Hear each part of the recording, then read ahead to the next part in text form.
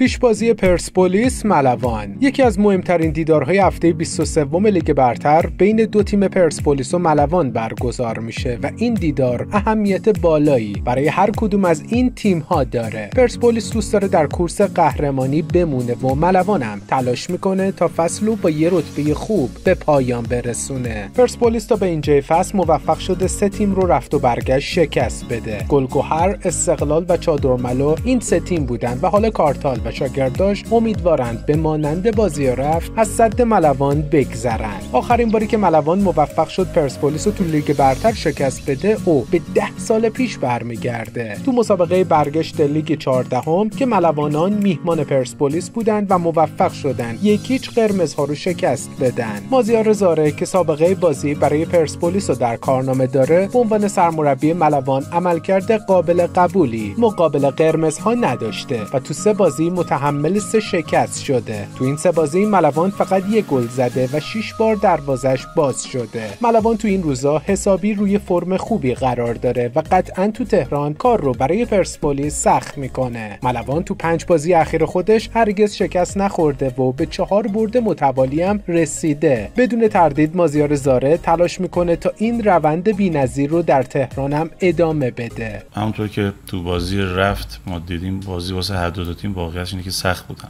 تو انزلی، هم واسه ما هم واسه پرسپولیس و مطمئنا فردا هم همینطوری با توجه به اینکه شرایط جدولی پرسپولیس هم خیلی بهتر شده، همینطور شرایط ما تو جدول مطمئنا بازی سختی خواهد بود. امیدوارم بتونیم امتیاز لازم رو بگیریم از بازی فردا تو تهران و در خدمتتون هستم اگه سوال خاصی هست. سلام و خوشمدید خدمت شما محترم ملوان همیشه یعنی تیم‌های بزرگ رو توی لیگ برتر گرفته، یه جوری گربه سیاه تیم‌هایی که مدعی قهرمانی هستند تو لیگ برتر بوده، هم تو سالی گذشته و هم امسال که الان مدعی تو جام هم در واقع حالا حداقل تیم جام حذفی هستش. در مورد حالا شرایط ملوان در بازی فردا صحبت کنیم مقابل پرسپولیس. به هر حال یه سری خاطرات برای شما مرور خواهد شد زمانی که در پرسپولیس بودید و الان که روی نیمکت ملوان.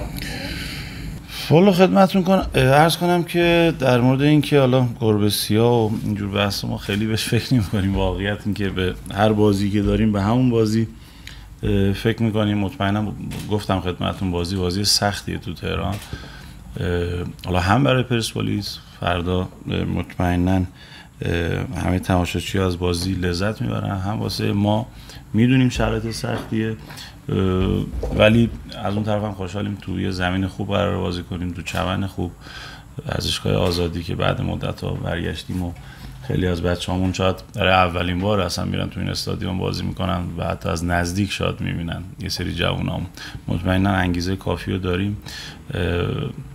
به هر حال من فکر میکنم هر تیمی که فردا اشتباه نکنه، تمرکزش زیاد باشه تو جریان 90 دقیقه، فکر میکنم میتونه امتیاز لازم 3 امتیاز رو بگیره. امیدوارم 3 امتیاز از آن ما بشه و دست پر بتونیم به انزلی برگردیم. دیشب با نصرت ایران دوست و مریم ایران دوست صحبت میکردیم. خانم ایران دوست ازشون پرسیدیم مرد سال فوتبال ایران، توی مربی‌ها گفتن که مازیار زاره. رتبتون توی جدول بعد از حالا تیم‌های صنعتی، بعد از یعنی فولاد و گلگهر رتبه 6مه. حالا خودتون فکر میکنید که این صحبت خانم ایران دوست که گفتم مازیار زاره مرد سال فوتبال ایرانه با توجه به بضاعتتون که بعد از تیم‌های صنعتی رتبه 6م هستید؟ والا نظر لطفشون بوده، هم خانم ایران دوست هم آقای ایران دوست که شما فرمودید.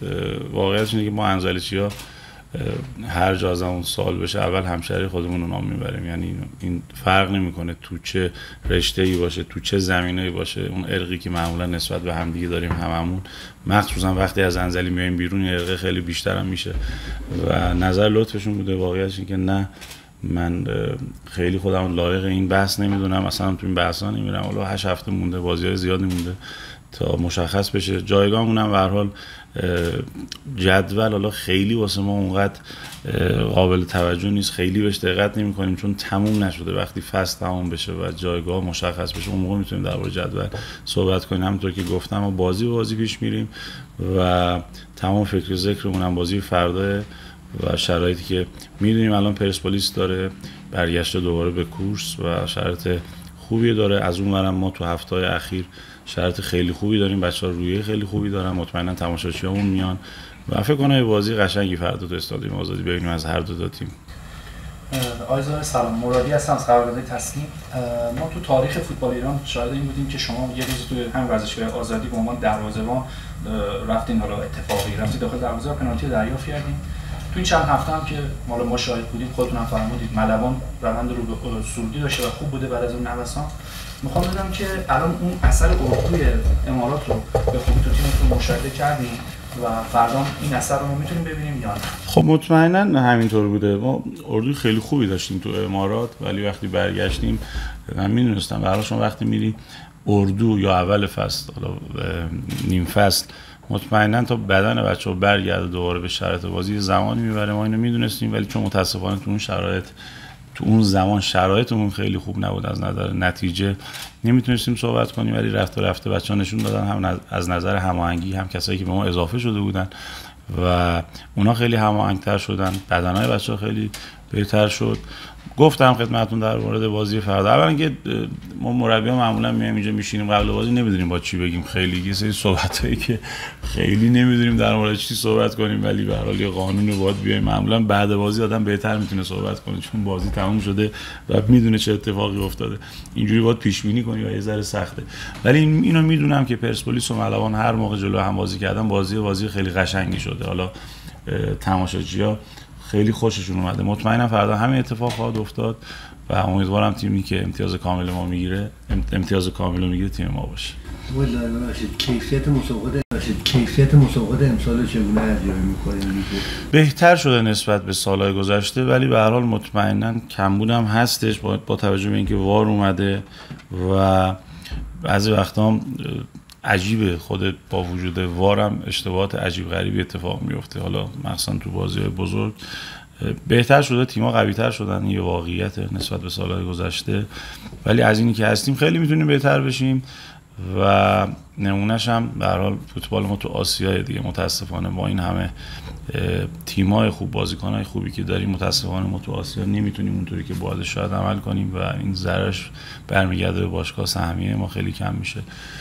خیلی کار داریم برسیم به اون سطحی که مد نظرمونه توی آسیا، ولی به هر حال نسبت به سالایی که میگذره هر سال بهتر میشه. امسال وجود وار و امیدوارم سالهای آینده تکمیل شدن وار بتونه کمک کنه به لیگ ما. در مورد جوانگرایی هم خواستم صحبت کنی. فکر کنم حالا قبل از بازی با سپاهان که قرار بود شما گفتین تو نشست که اگر دو تا بازی نتیجه خوب حاصل نشه من از ملوان میرم بازی با سپاهان، گل دوم خودید بیار برگشت تا دقیقه 57 که 3 تا تعویض کردید، جوونا رو بردید و بازیکن اسمی رو کشید بیرون. اون لحظه مازیار زاره پیش خودش گفت این آخرین تیر ترکشن، بذار یعنی جوونا رو بیارم تو ببینم چجوری جواب میده که 2 دقیقه بعد نمی‌دونم افسرده گل زد. این جوانگرایی از اون بازی استارتش خود برای شما که این 4 تا بازی اخیرا نتایج خوب بود. والا جوانگرایی همون بازی هم از اول شروع شده، یعنی فرهان همون بازی فیکس گذاشتم، فرهان جعفری از اونجا بازی کرد، تو بازی گلگهار هم گذاشته بودم، نه اینکه بخوام بچه‌مو بکشم بیرون، اون برای با توجه به صحبتایی کرده بودم.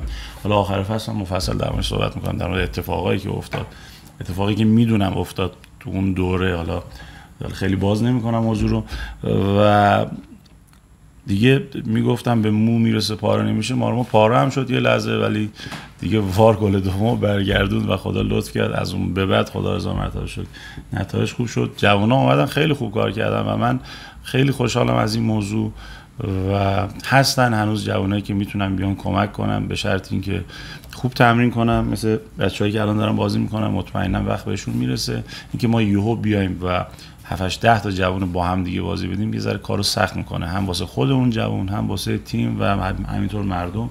ولی من مطمئناً روند جوانگرایی رو بیشتر و بیشتر میکنم، کما اینکه بازیکن‌های با تجربه‌ام تو مدتی که شرایط سخت بود خیلی کمک کردن که از این شرایط خارج بشیم و در مجموع فکر میکنم شکل تیمی خوب رو تونستیم نشون بدیم بچه‌ها که شرایطمون بهتر شده خدا رو شکر. الان با توجه به بازی کردن عمری و عبدی در تیم پرسپولیس فردا این دو بازیکن احتمال داره که فیکس باشن برای ما.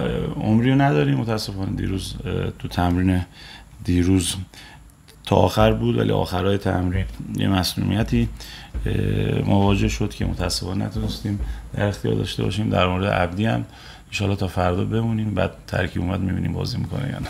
بعد آقای مزیاری حالا چند سال گذشته شما وقتی که از پرسپولیس اومدید بیرون، یه سری حالا حواشی، یه سری حالا از روی سکوها، یه سری حالا شعارها که شما چند تا مصاحبه کردید شاکی بودید از هوادارا، وقتی قهرمانی رو از سپاهان گرفتید این آشتیه بین هوادارهای پرسپولیس و مازیار زاره رخ داد.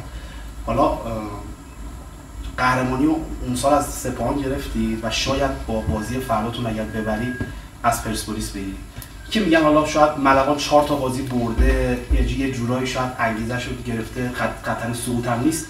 امکانش هست که مثلا بازیکن‌ها آنچنان انگیزه‌ای نداشته باشن؟ نمیشه همچین چیزی اصلا. فکر می‌کنم تو هیچ تیمی وجود نداره. یعنی من تا حالا به ذهنم خطور نکرده. مطمئنا بچه‌ها انگیزه خیلی زیاد دارن، هممون انگیزه خیلی زیادی داریم که بتونیم جایگاه خوبی کسب کنیم.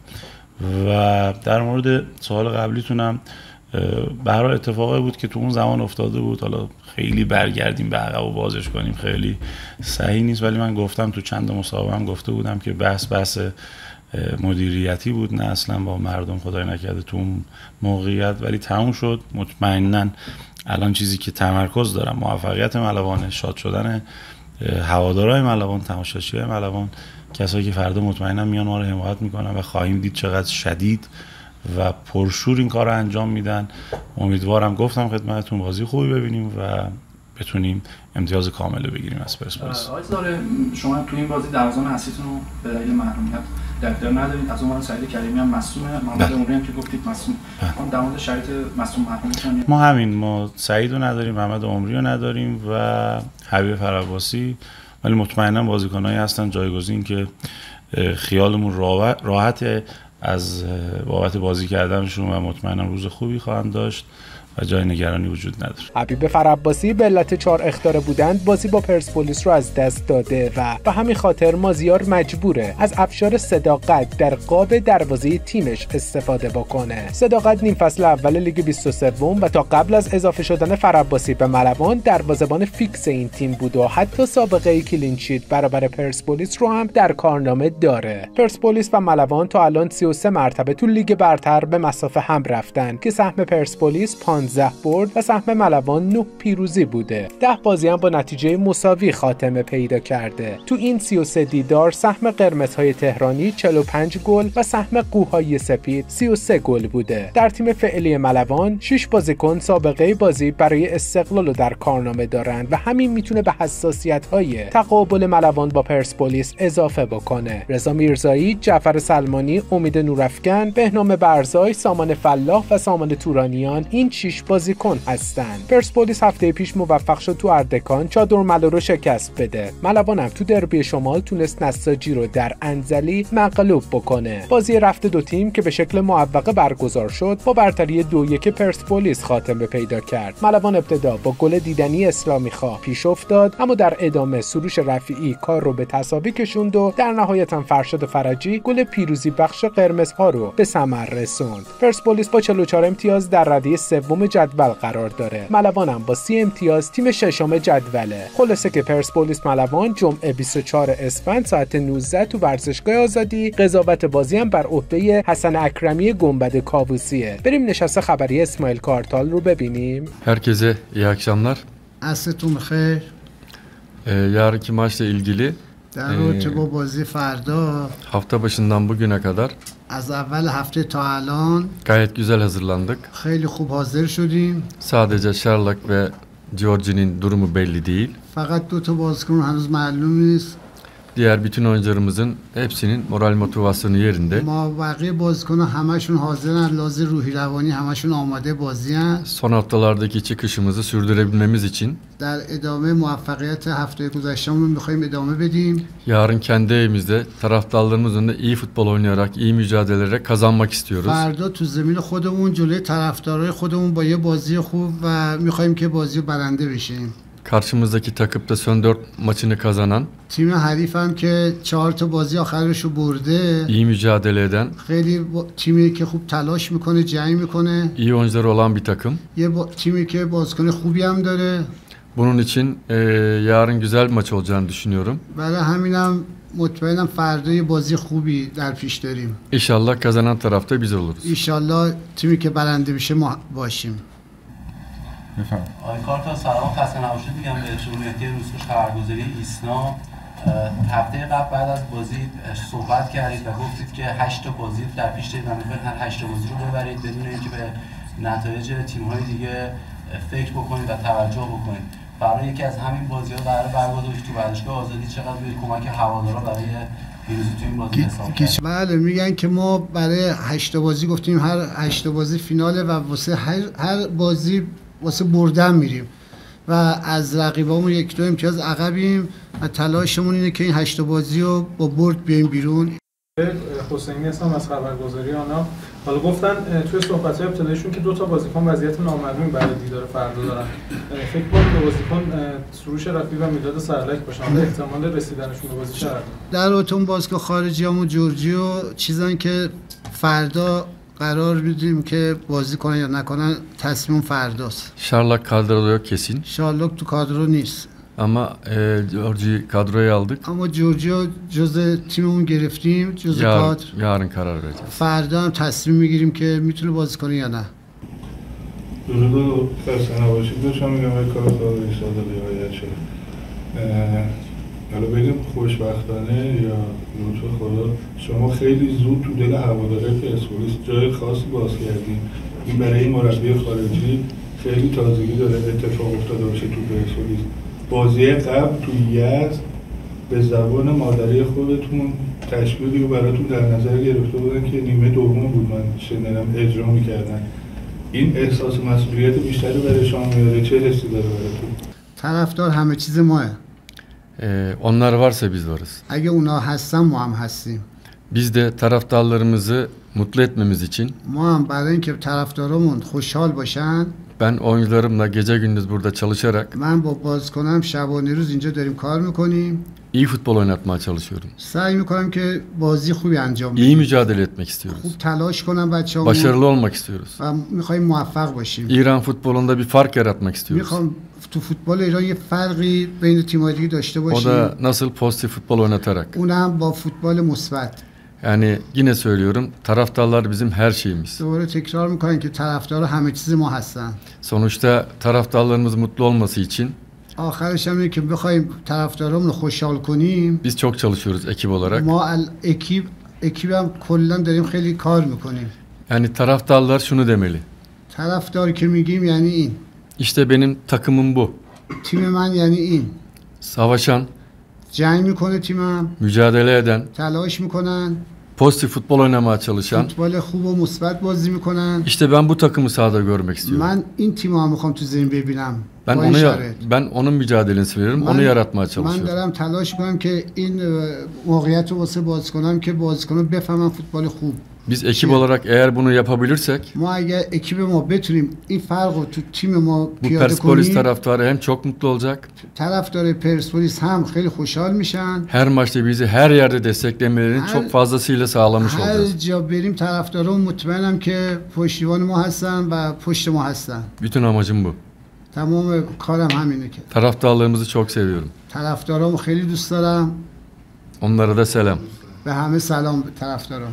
کارتال مثلا سوال ازتون پرسیدم در حالی که الان 7-8 هفته مونده به پایان لیگ، از چند وقت پیش خبرایی میاد که مثلا آقای کارتال فلان بازیکن رو نمیخواد یا مثلا به باشگاه گفته اصلا با فلان بازیکن مذاکره کنید. آیا اصلا الان شما صحبتی کردید راجع بازی لطفا سوال کنید؟ ببخشید گفتم راجع بازی سوال کنید. الان زوده راجع به این چیزا بخواید. Soru ki siz liste verdiniz ki kimi istiyorum kimi istemiyorum.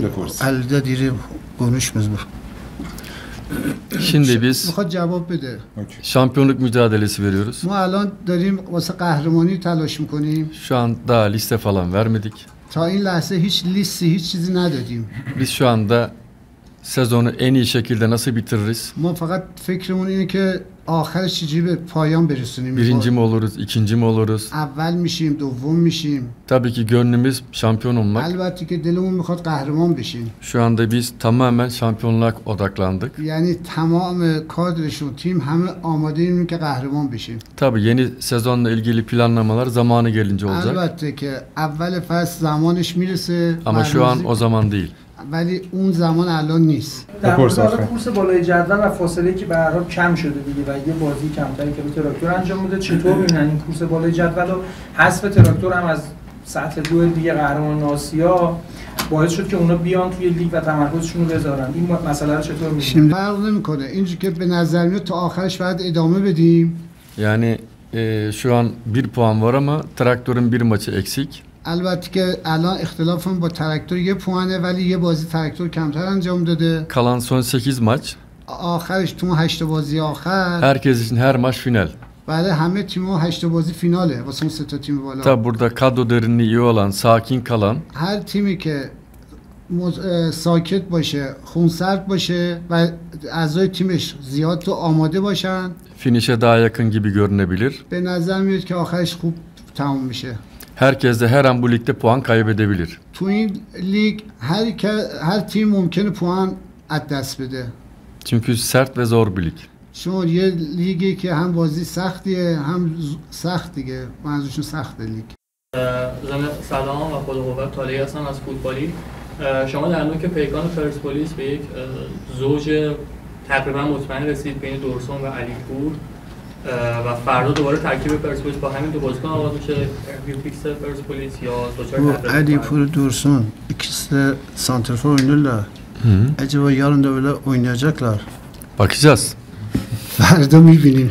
Bu akşam toplantılar yapacağız, analiz yapacağız. امروز تو جلسه داریم، آنالیز می‌کنیم. رو حساب ارنج Bizde kadro belli değil maç gününe kadar. تا این لحظه تا لحظه بازی 11 تا معلوم نیستن. Taktik çalışmalarımızı yapıyoruz, her şeyimizi yapıyoruz. ما هر روز تاکتیک انجام میدیم، تاکتیک تیمی انجام میدیم، کارا انجام میدیم. Herkes oynayabilir yani bizim takımımızda. یعنی طوری ما تمرین میکنیم که همه میتونن بازی کنن. Onun için herkesi hazır tutmak için böyle bir yöntem uyguluyorum burada. با همین سیاست ما یه طوری تمرین میکنیم که همه فکر کنن جزو 11 تا هستن. Çünkü kadroyu belli ederseniz اگه بخوایم 11 تا رو bazı oyuncular hemen önceden morali bozulabilir. بعضی بچه‌ها ممکنه روحیه‌شون از دست بدن. Maça kadar kendini motive edememeyebilir.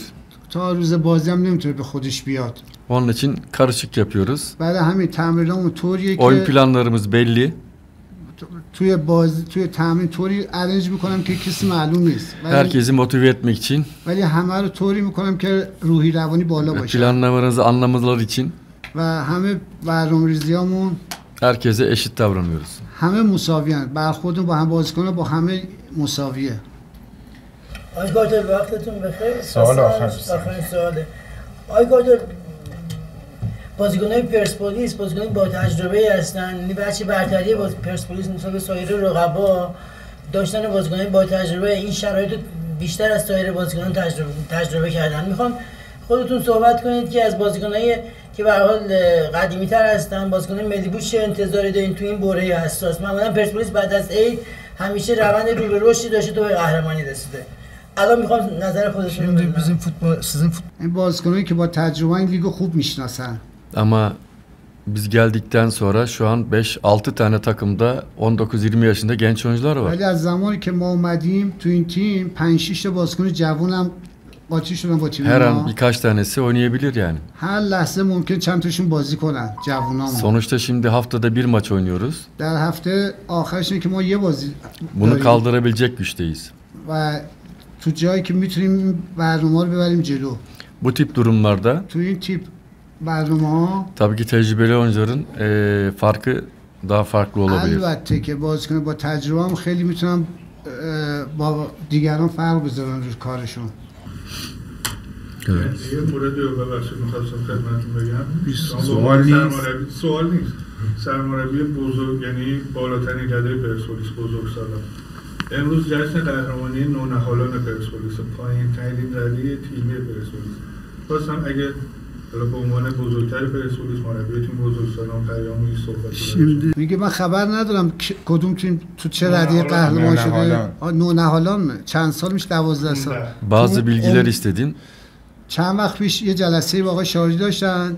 یه تحقیقاتی کردن، یه اطلاعاتی از ایشون خواستن. Bazı raporlar istedim kendisinden. راپور خواست از ایشون که raporlar gelmedi. هنوز جواب به من نداده. Ama tabii kolay kolay hemen rapor gelmez. Birkaç gün herhalde milli arada Bu maçtan sonra geleceğini düşünüyoruz. میدونم که به این راحتی نمیتونن به ما راپور بدن. باید بشینم yavaş yavaş برنامه‌ریزی کنم به ما خبر بدن. Altyapıyla zaten diyalog halindeyiz. در رابطه با تیم‌های نوجوان و جوانمون با هم داریم صحبت می‌کنیم. Ama tebrik falan diyer misin? Bilmiyorum ne olduğunu. Bilmiyorum ne olduğunu. Tamam herhalde şampiyon oldularsa tebrik ederim kendilerini yani. چون میگی تو جریانش نیستم، جریان نونهالان نیستم، بهم کسی چیزی نگفته، ولی حالا که میگی قهرمان شده منم تبریک میگم بهشون. Tabii ki şampiyonluk önemli bir şey. البته که قهرمانی مهمه. Ama ben şampiyonluğa bakmıyorum. ولی من به قهرمانی نگاه نمی‌کنم. Önemli olan A takımı oyuncu yetiştirmeleri lazım. مهم اینه که در رابطه صحبتش با تیم‌های نوجوان جوانان که sene- بازیکن برسونن واسه بزرگانمون. Her sene bir tane A takımı oyuncu verseler یعنی در سال یه بازیکن به تیم بزرگا بدن. benim için dünya şampiyon olmuş kadar برای من önemli. اندازه دنیاست که قهرمان شده باشم. İnşallah o şampiyon olan takım içinde de A takımda oynayacak oyuncular vardır. ایشالله که تو اون بازیکن که تو اون تیمی که قهرمان شده بازیکن در حد بزرگا هم هستش بعداً. Teşekkür ederim. شما دوستانم میتونید پیش بینی بکنید این زیر که ملوان و پرسپولیس بازیشون چند میشه. لطفاً بکنید 2 تا عدد بنویسید. یعنی اگه من فکر میکنم پرسپولیس بازیش با ملوان مساوی میشه بگم 22. یعنی بازی پرسپولیس ملوان 2-2 میشه. دمتون گرم. لایک و سابسکرایب یادتون نره. فعلا